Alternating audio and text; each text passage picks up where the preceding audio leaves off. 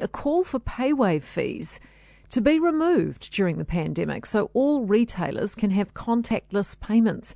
It makes sense when you think about it, doesn't it? An EFTPOS PIN pad has likely been touched by thousands of other people before you get your mitts on it.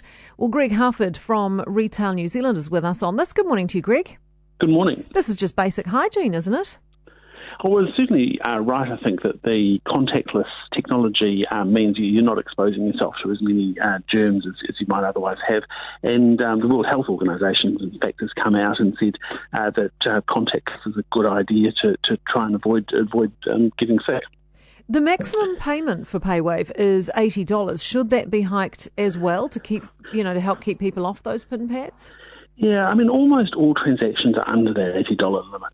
So most transactions would be captured by that threshold. There's certainly always room for upping that a little bit. It's ultimately a question for the banks about how much security risk they're prepared to wear in case of fraudulent activity.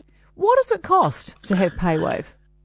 Well, it's a really good question. On average, merchants are paying something like 1.2% for payWave transactions, which doesn't sound like a lot, but when you're operating in an environment where your average net margin is only 3.6%, it really adds up.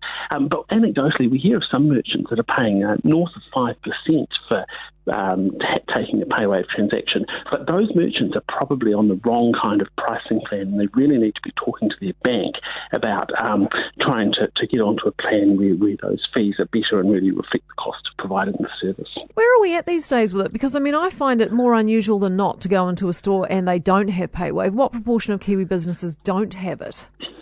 There's still quite a large number of businesses that don't have payWave and PayPal. There's a perception of cost, and sometimes that's more perception than reality. But we're certainly encouraging retailers to look pretty closely at their costs, and Retail NZ is certainly happy to help members do that if they get in touch with us. So who should the pressure be on here? Is it the banks who set the fees, or should we be expecting Minister of Consumer Affairs Chris Farfoy to move on this?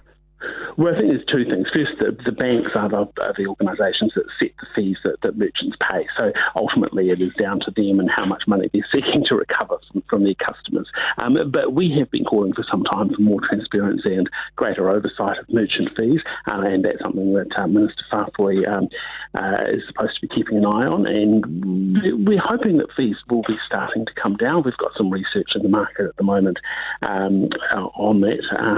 There were some changes that Visa and MasterCard made last year to the way they allow banks to charge between themselves, and that should be flowing through into some reduced fees for merchants, but we just haven't quite seen that come through in the research as yet. Hopefully soon. Greg, appreciate it. Greg Harford from Retail NZ.